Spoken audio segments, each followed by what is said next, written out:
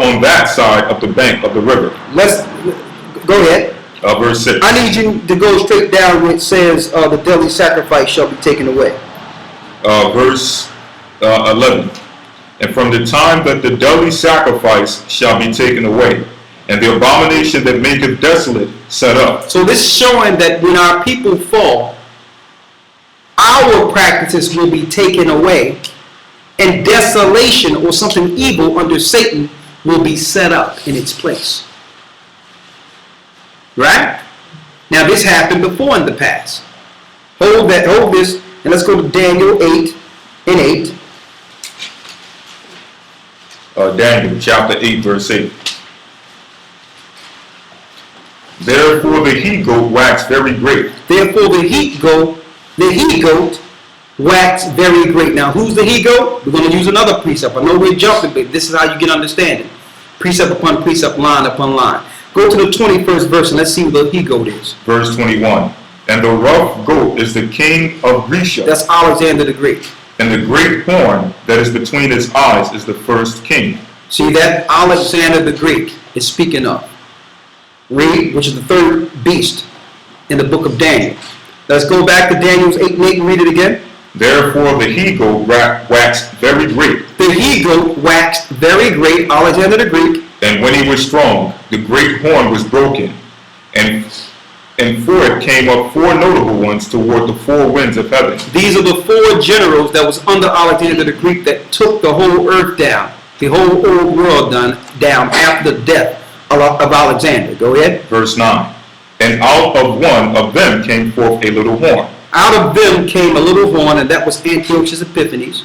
Go ahead. Which waxed exceeding great toward the south, toward the east, and toward the pleasant land. Towards the children of Israel. He came and took down our land. He started promoting homosexuality. He started tearing down our temples. He told us that we had to worship on Sunday.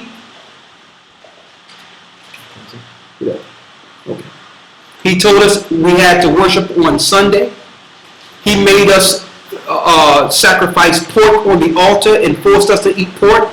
These are all the things he did to us. And he set up a system, a monetary system, in which we had to go through his system instead of us dealing with a socialist program amongst ourselves. We were subject to him, into the Grecian Empire, opposed to our empire. Read. Verse 9. And out of one of them came forth a little horn, which waxed exceeding great toward the south and toward the east, and toward the pleasant land.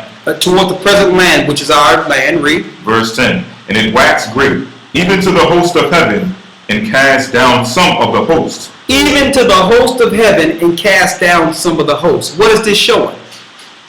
Under Antiochus Epiphanes and under the Grecian powers, Satan gave them their power. There was rituals they were doing that would make angels fall into the heaven, into the earthly realm. And these angels would have to minister unto them to keep them in power. These were rituals that are done. So the elite get their education and everything from these fallen angels. They get their technology from these angels. And Satan gave them the knowledge to call them down into the earthly realm. So when you see meteors fall and all that, it's not meteors, it's fallen angels.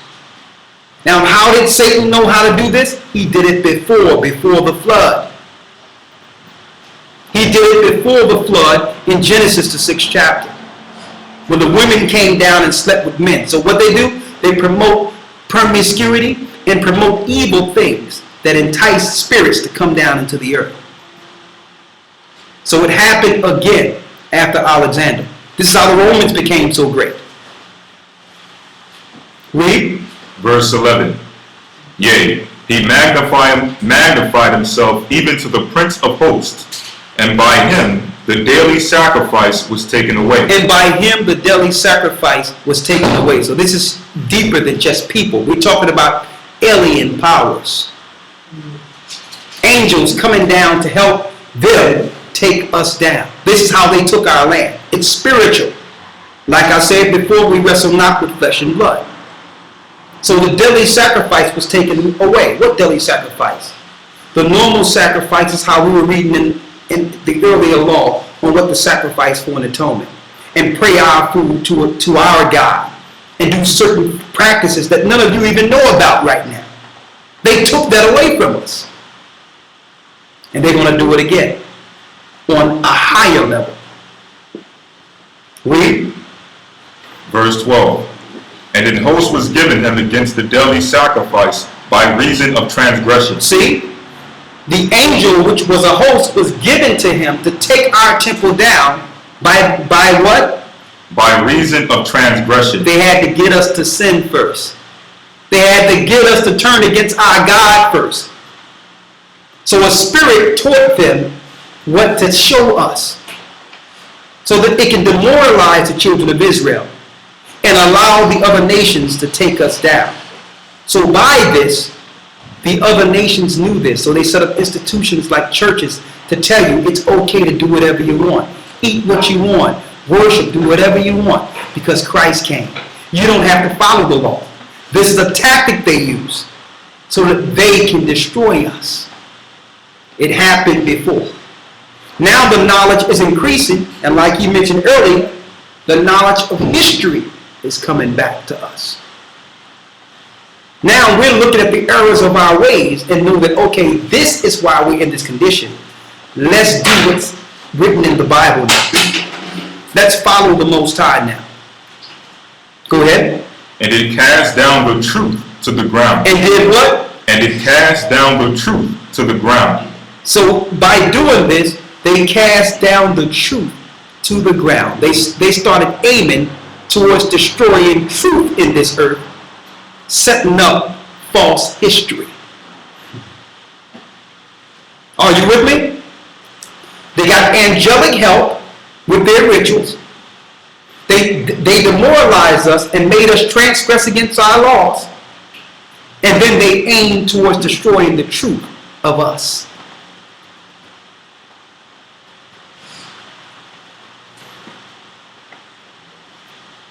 Go ahead. And it practiced and prospered.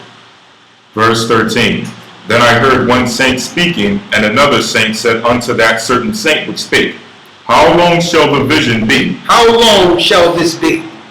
Go. How long shall be the vision concerning the daily sacrifice and the transgression of desolation, to give both the sanctuary and the host to be trodden underfoot? And he So said, how long before they're destroyed? The host that fell, Satan, his host, and all these people who have destroyed us and gave us a time period. Read. Verse 14. And he said unto me, Unto 2,300 days, then shall the sanctuary be cleansed. And it came to pass when even I, Daniel, had seen the vision, and sought for the meaning, then behold, there stood before me as the appearance of a man. Verse 16. And I heard a man's voice between the banks of Uliah. So to give you a time period, it was speaking of Christ having to come and be a sacrifice. That was the time period it was given him. That he would go before the heavenly tabernacle and cleanse the heavenly sanctuary for our sins. That was the time period it was given him at that time. That Christ would need to come. So that those days of Jubilees is linking up to the time that Christ went into Calvary. That the sanctuary would need to be cleansed first. And through that, one day truth would come. Go ahead. Verse 16. And I heard a man's voice between the banks of Uliah, which called and said, Gabriel, make this man to understand the vision. Verse 17. So he came near where I stood, and when he came, I was afraid and fell upon my face. You were 8 and what? 8 and 17. Go ahead. So he came near where I stood, and when he came, I was afraid and fell upon my face. But he said unto me, Understand, O son of man, for at the time of the end shall be the vision. Verse 18. Now as he was speaking with me, I was in a deep sleep, on my face toward the ground, but he touched me and set me upright. Verse 19. And he said, Behold, I will make thee know which shall be in the last end of the indignation, for at the time appointed the end shall be. Verse 20.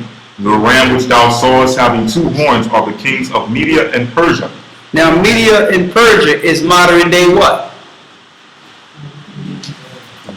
Who?